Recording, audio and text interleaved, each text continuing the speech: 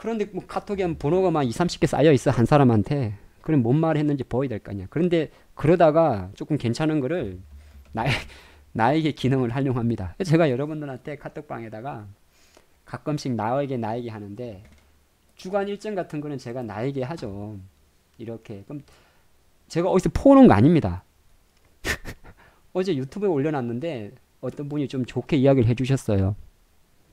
아, 정말 정리 잘해준다고. 이거 어디서 제가 포와가지고 붙이는 게 아니고 제가 좀 찾아보는 데가 있는데 한 세 군데를 합치는 겁니다. 솔직히 세 군데 합쳐가지고 물론 빠진 것도 있겠습니다만은 또 뺄 거는 빼고 그래갖고 저는 저한테 이렇게 보내놔요. 예. 보내놔. 근데 이런 게 이제 나중에 이런 건 주간 스케줄이니까 여기에 이제 몇 개 빠진 것도 꽤 있겠죠. 예, 있겠습니다만은 제가 하여튼 빡시게 보내드리잖아요.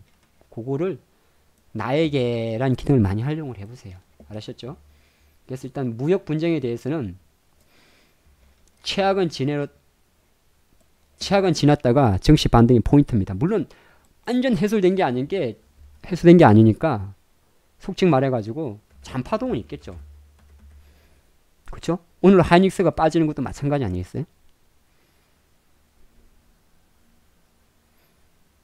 하이닉스 반등 이후 아무도 못 되잖아요. 낙폭과대 외에는. 근데 주식은 때로는 그런 것도 있어요. 주식에 굳이 이유를 붙이지 말 때도 있습니다. 왜냐면 이유를 붙이면 주식을 또 못할 때도 많아요. 이유를 붙이면 절대 발목에서 못 사요. 발목이나 무릎에서 못 삽니다. 아이 실적 안 좋아. 아유 못 사요. 계속 뭐 어느 정도 이게 왜 오르고 왜 내리는지는 당연히 체크하고 찾아보는 건 좋은데 굳이 이유를 따질 필요 없어요. 아니면 지대로 분석을 해야 돼요. 그래서 어쨌든 지금 잔파동은 있을 수 있어도 굵직한 파동이 없다가 올해 증시의 큰 그림입니다. 미국 금리 인상은요. 1년에 미국이 8번 금리 발표를 합니다. 1월 달에 있어요. 이달 언제냐면 29, 30일 날 내일 모레 있습니다. 당연히 동결이죠. 근데 이제 미국은 실제적으로 이게 작년에는 3번을 올렸어요. 미국 장만 좋았습니다. 달러, 왜 돈이라는 게 이 통화가 강한 대로 갑니다. 이거는 기본입니다. 그러니까 쉽게 우리가 좀 해석하면 우리가 옛날에 북한이 미사일 빵빵 싸고 할 때 장이 급락했죠. 옛날에 미사일 빵빵 쏘고 막 천안함 폭격하고 그럴 때 아니 뭐 핵실험하고 할 때 장 확 빠지고 그랬죠. 비텍 스펙 올라가고 막. 근데 그때 중요한 건 환율이 떨어져요. 대신 지금처럼 외국인 주식을 팍 쌀 때는 환율이 광세를 보입니다. 근데 이게 이제 작년의 특징이었죠. 근데 올해는 이제 어떻게 하느냐. 얘네들이 좀 재미없어도 이런 것들을 좀 큰 그림을 좀 드러나야 돼. 그래야 외풍에 흔들리지 않습니다. 종목이 어차피 이놈이 가고 저놈이 가고 오늘 올랐다가 분명히 갈 것 같은데 또 빠지기도 하는 게 시장이고 종목이에요.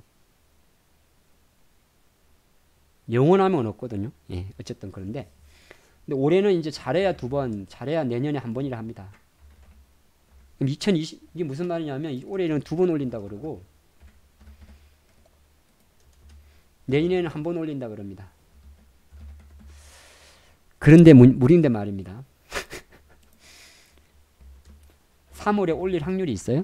보통 얘들이 홀수에 올립니다. 홀수에 3, 6, 9, 12에 보통 인상을 하는데 지금 1월이잖아요.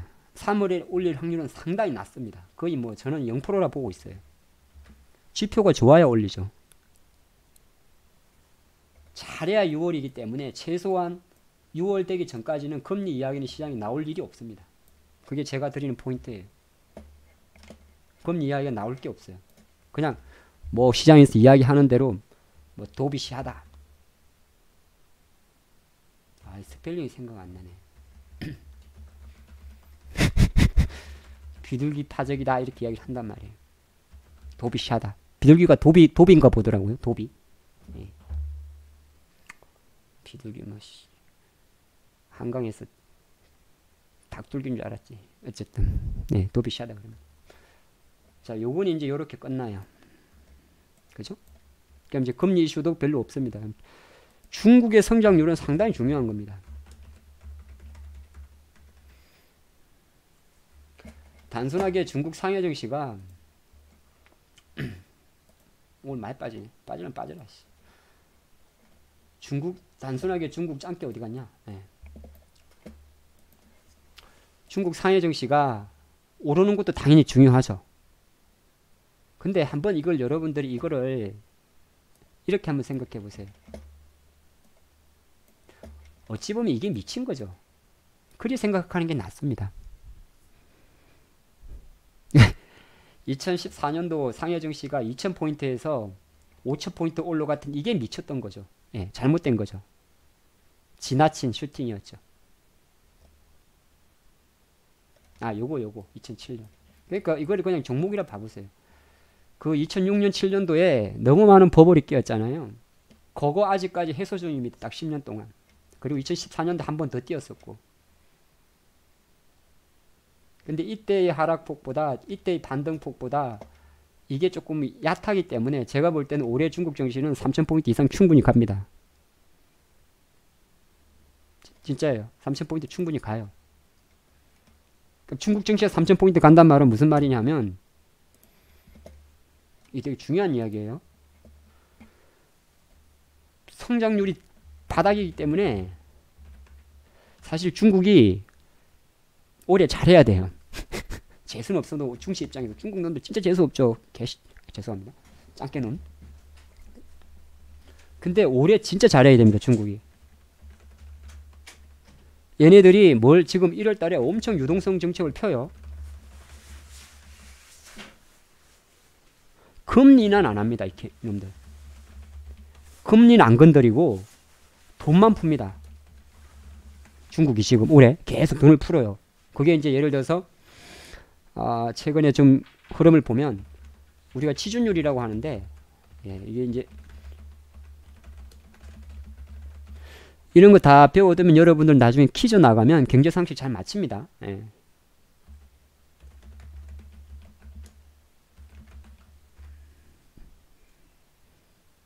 골든 도중 골든벨. 그거 나갈 나이는 아니시구나. 어쨌든 지준율을 계속 인하를 합니다. 시중은행이 중앙은행에 예치해야 되는 최소한의 금리입니다. 지준율을 인하한다는 말은 무슨 말이냐면, 시중은행이 중앙은행에, 우리나라를 치면 국민은행이 한국은행에다가 100조 중에서 1%라면 1조를 넣어놔야 되는데, 1조 넣어놓고, 야 1%니까 1조 넣어놓고 99조 원 융통해, 이렇게 하는데, 이걸 만약에 낮춰버립니다. 야 1조 너무 많아? 너 그 5천억만 예치하고, 예, 남은 5천억은 풀어. 이 정책을 피우고 있거든요. 그런데 이게 중요한 게, 요걸로 하면은 안 돼요. 왜냐하면 중국이 왜 망가졌는지 아세요? 아시죠? 중국 박살 났잖아. 여기. 이게 박살 아니고 뭐야 이게. 이때 너무 찍어서 그래, 채권을. 그거 지금 뒤치다거리 하는 중이에요. 2008년 리만 사태 아직 그 진행형이라 봐요. 근데 최근에 이제 중국에서 조금 의미 있는 지표가 나옵니다. 최근에 발표된 건데, 우리가 그 GDP를 구성하는 게 중에 좀 재미없죠, 여러분들. 재미없어도 이게 주식이 원래 경제가 별로 재미없습니다. 경제가 원래 재미없는 거예요. 근데 우리가 재미없는 걸 하잖아. 돈 놓고 돈 먹기가 쉬운 거 아니잖아요. 원래 힘든 겁니다. 어쨌든 제가 경영학과 나왔잖아요. 예, 경영학과 나온 게 대수는 아닌데, 그래도 옛날 제가 대학교 때 배운 지식을 한번 생각해 보죠. GDP는 보통 갑자기 맞나?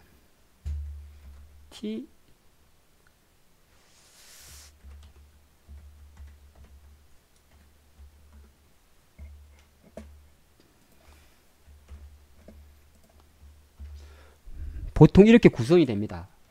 그래서 이게 컨슈머 소비고요. 예, 그래서 소비가 중요하고요. 그리고 투자가 중요합니다. 그리고 이제 세금이 있고요. 그리고 이제 무역 수지가 있습니다.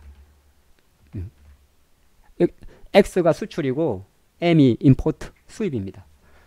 근데 제일 중요한 게 뭐냐면 미국 지금 이 두 개는 빼고요. 미국 어차피 이제 무역 수지 문제는 사실 미중 무역 분쟁과 관련이 있습니다. 최근에 중국의 무역 수지는 흑자긴 한데 사실 지난해 무역 수지의 그 여파를 조금 받았어요. 재미없는 이야기 딱 5시까지 하고 한 10분 정도는 종목 이야기 할 겁니다.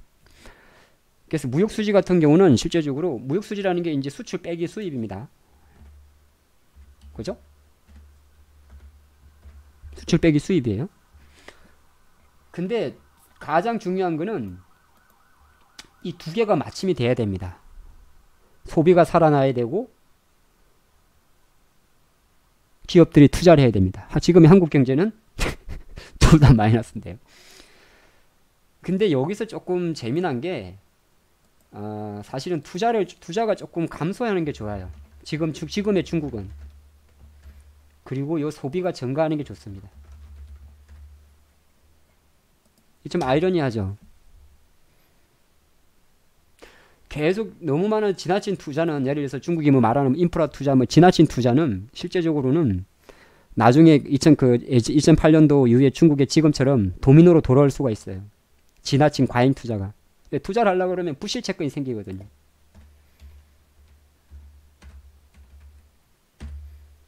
부실채권이 생기기 때문에 아직도 그 후유증이 있는데 최근에 중국에서 어느 정도 이 소비 판매, 소비 지표가 조금 좋게 나온 게 있습니다.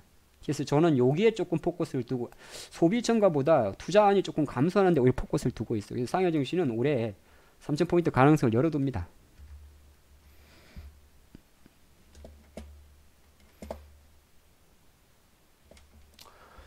우리나라 2020년에 총선 있죠. 그렇죠? 미국도 마찬가지입니다. 물론 미국은 4년 중임제인데 벌써 4년이 돼요. 트럼프가. 물론 지난해 중간 선거에서 상공하민이 됐죠. 그렇죠? 상원은 트럼프의 공화당, 하원은 민주당입니다. 물론 이제 트럼프의 지지율이 40%대도 안 되는 건 알고 있는 문제입니다. 근데 어쨌든 내년에는 또 이런 복병이 있어요. 그러니까 내년 증시는 조금 저는 부정적으로 보는 사람이에요. 그러면서 보면 일단은 올해보다는 내년을 안 좋게 봅니다. 그러니까 모든 거를 좀 강론했을 때 주식으로 치면 2018년 하락 맞잖아요. 계단식 하락. 이게 계단식 하락이었죠.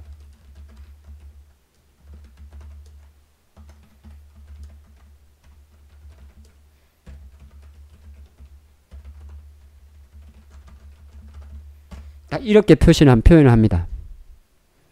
그러니까 큰 그림에서 올해의 증시는 작년 하락에 따른 기저효과 또는 기술적 반등입니다. 그래서 기술적 반등이라는 표현을 썼기 때문에 예를 들어서 그러니까 작년도 고점을 못 벗길 종목도 꽤 많습니다. 예, 그건 뭐 누구나 아는 내용이죠. 뭐 예를 들어서 아까도 좀 보다 말았는데 하이닉스가 다시 작년도 고점이라고 이야기하는 9만원을 갈 확률은 상당히 낮다고 봅니다. 네, 그러니까 약간 큰 주식 위주, 큰 주식들은 대부분 그럴 거예요.